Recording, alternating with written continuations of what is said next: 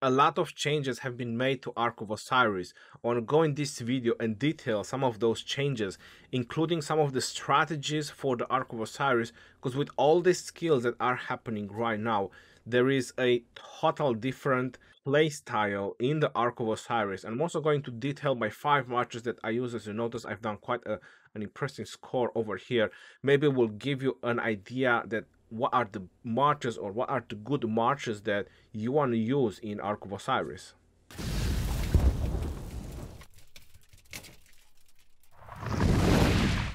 Hello everyone and welcome back to the Rise of Kingdom video. My name is Legend Ronnie and today I'm going to talk about my 5 marches that I used in the Ark of Osiris and probably the future 5 marches that I will use in Ark of Osiris and how will these 5 marches will change in the future. I'm also going to talk about the skill system in the Ark of Osiris a little bit more in depth with the new skill system.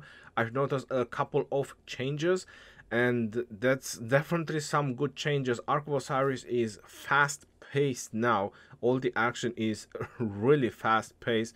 I've noticed in my last arc it was pretty wild, to tell you the truth. A little bit chaotic for the first arc with all the skill system, and trust me when I say this, we won, but I forgot to press record. So my apologies regarding that. There's some nice changes and now a lot of troops are definitely needed for Ark of Osiris, or at least you need to heal troops if you want to try to keep up as a competitive team. Going on to my marches, you're noticing them here on the right side. Constantine and Joan, Ramses and Tomiris. The reason you see 316k is because of the accessories. From Ramses is the 3% more troops. Artemisia YSG, Guan Yu and Alex, Saladin and Ethelfled.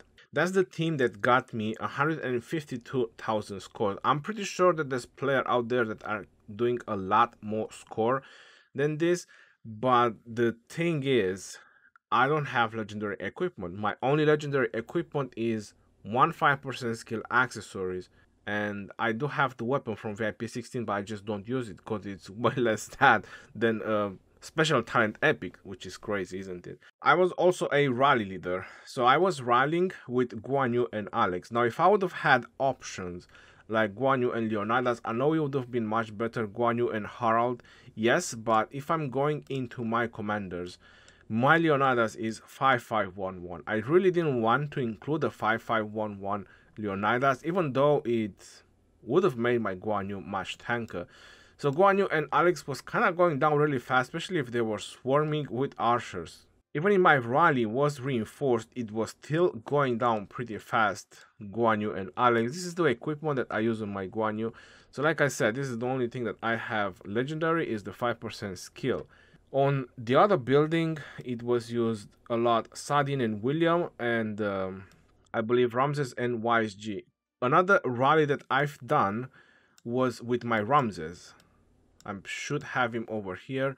So not the most amazing equipment on him, but I did use Ramses and Tomiris because my Guan Yu was somewhere in the middle, I think.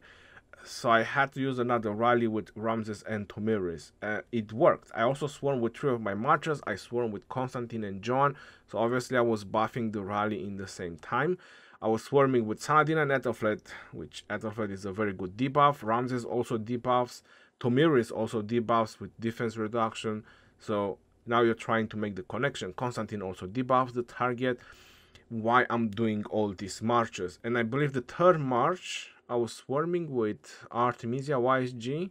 Anyway, Artemisia YSG is very good for doing a ton of damage. So I wanted to do some damage as well on the target. The whole point is that it worked. So all these marches that I was using, it just worked really great. This is what you need for Ark of Osiris. You need a lot of buffs and you need a lot of debuffs. You need marches that will help you out. For example, if you want to send Attila, just send him as a rally. That would be the only way I would rally, or I would use Attila or Takeda in Ark of Osiris. But if you don't have options, right, because you're looking and yeah, I do have a lot of commanders. It makes sense for me to use some of these commanders. I didn't use Genghis Khan at all. I only used Charles Martel to reinforce because of his 20% Mars speed, because his expertise. I didn't use LC at all, and many other expertise commanders. all the commanders that I wanted to use was for two reasons: buff, debuff, or AoE. That's why, because you're probably wondering, hey, Artemisia and YSG doesn't do any buff and debuff. Why did you include them? It's because of the amount of damage and the fact that they can sustain a lot on the field battle. That's why, if you look at my Artemisia, she was pretty stocked up. She was doing an amazing job. Artemisia and YSG. They were always going for my Ramses first. I also noticed that they were going for my Saladin first, which is quite alright because Ramses has 30% skill damage reduction. He's pretty tanky. And so is Saladin. So it was quite alright for them going for that. And my Constantine was left alone all the time. And that was very smart. You're probably wondering why, because Constantine and John was buffing all the time. That's very true. They were buffing all the time. But you don't want to waste time going on a tanky march right at the beginning, because that guy can tank, right? And if you're hitting him, he's just going to generate more rage, or he's going to pop skills on and off, on and off, on and off. While their nuking marches are just going to focus your nuking marches, so they will gain the advantage over you. And yeah, I'm starting to like Constantine on the field. I mean, as slow as he is, it takes a while to get on the field, but it was working. Constantine and John of Arc, I was really happy with the performance. So I definitely don't regret working on Constantine now, or maxing him, not just using him for the purpose of Sunset Canyon, but they also work in Ark of Osiris. Saladin and Ethelflaed, again, very good rage engine and very good for debuffing, especially with Ethelflaed. Saladin is very tanky, fast. Probably a lot more combinations can be done. There's a lot more debuff commanders. There's also Harald. It's pretty amazing. They had a player using Alex and Harald. Honestly, that Harald was popping off skill. It was insane because I was hearing him on the headset. It's madness, to be honest, with that Harald. I'm not sure if they changed anything on him or just suddenly it's just working as he should work, or whatever they twerked over there with the screw or a wrench or whatever. But hey, it just does amazing recently. I didn't use William at all because he's not max.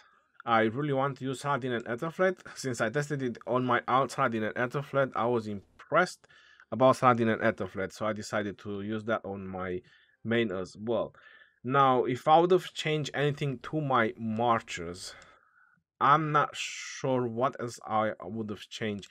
Probably I would have want a Chandra Gupta rally, or a Chandra Gupta to swarm the building, or a Guan Alex rally, maybe a Guan Leonidas or a Guan Harald. I wouldn't mind that as a rally, or maybe a Nebuchadnezzar Ramses or a Nebuchadnezzar YSG as a rally. Probably Nebuchadnezzar Nebu Ramses would have worked better. But I would definitely want Chandra to swarm the building as well, since his passive stacks, I've done a video about it. You're probably asking what is with the rock logo. Well, this is why I have to put a Rise of Kingdoms logo over there. There is something pink on the screen, and it's not about my screen, it's just when you go into the Ark of Osiris. So going on to the skills, I'm gonna tell you the skills that we use for this arc, and I can also advise you what you should use on the next arc, because we've done like 40 million kills on this arc, which is quite a lot, and the skill points didn't recharge as much as we wanted. We used running charge, we used hard push, we used war drums, we used tear down. After that, we went for sneaky tactics and Heaven's Grace. Now, I'm not sure if Heaven's Grace is bugged, because it says over here, heal a portion of all allied troops, slightly wounded units, healing factor 1000 per second for 20 seconds. The reason I'm saying I'm not sure if it's bugged, because I didn't see anything green going over my marches or other ally marches. Probably I'll have to check some battle logs. I probably still have some whenever I believe that I used it, and see if it really worked. We didn't use to the death. They did use to the death, our opponents, but we just went through it, to be honest. I don't find to the death to be as amazing as it used to be before. He's right here, I'm covering. This is the to the death that I'm talking about. So Heaven's Grace probably needs a couple more tests before I can say anything more about it. We didn't make enough points to use the sneaky tactics, even though the sneaky tactics looks amazing. If I'll have to go back and not spend 4 points on Heaven's Grace. I would have rather used Sneaky Tactics, because troops gain 30% increased damage for 30 seconds when you leave the hidden status from the Sneaky Tactics. Plus, troops gain 50% increased march speed and cannot be seen by enemies for 120 seconds. I suppose that it would have been a much better choice. What I'm trying to say is that when you want to set up your skills, don't go for so many skills that cost a lot of points, like Sneaky Tactics, Heaven's Grace, to the Dead, because you won't make enough points. We've done 41 million kills and we had 37 million severely wounded, so that's quite a lot, and that's a huge number when you want to think about it. And that was not enough for us to generate a large amount of points. We were on the leading points all the time, so I suppose that our opponents were generating a lot more points since they were having the difference, like they mentioned in the update. Whenever is the team that is losing on points, they should generate more points. So yeah, sneaky tactics we couldn't use at all. Upon victory, the time required to occupy structures is reduced by 60 seconds and does not stack. When your alliance launch a rally attack, march speed for the rally is increased by 50% and damage is increased by 20%. So you're also marching faster to your obelisk, so you secure them faster, or to your opponent's obelisk, plus 20% more damage on that rally. The skill effect lasts for 10 minutes, and it takes 10 minutes to reset. I didn't use hard push one time, and I've noticed one thing. With a hard push, when your marchers die, they return home faster. I'm not sure if this is an overall thing in the Ark of Osiris, or it was just because of the hard push. But the marchers were returning faster. Maybe this is general, now becoming an Ark of Osiris, so refreshing marchers, it doesn't take that long. If that is the situation, then yeah, probably it wasn't the hard push reason. But still, I find this skill very amazing. For us to occupy a building, after the initial occupation, it was 1 minute.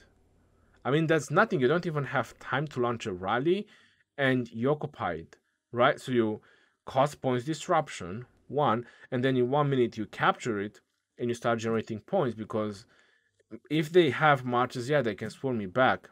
But if they don't have marches, they need to launch a rally, and you all know that it's gonna take longer than that. Our arc strategy was one side, as you know, there is top side, there is bottom side. One side was focusing on the middle, on the arc, and just keeping there half of the buildings, and one side was focusing on buildings a lot.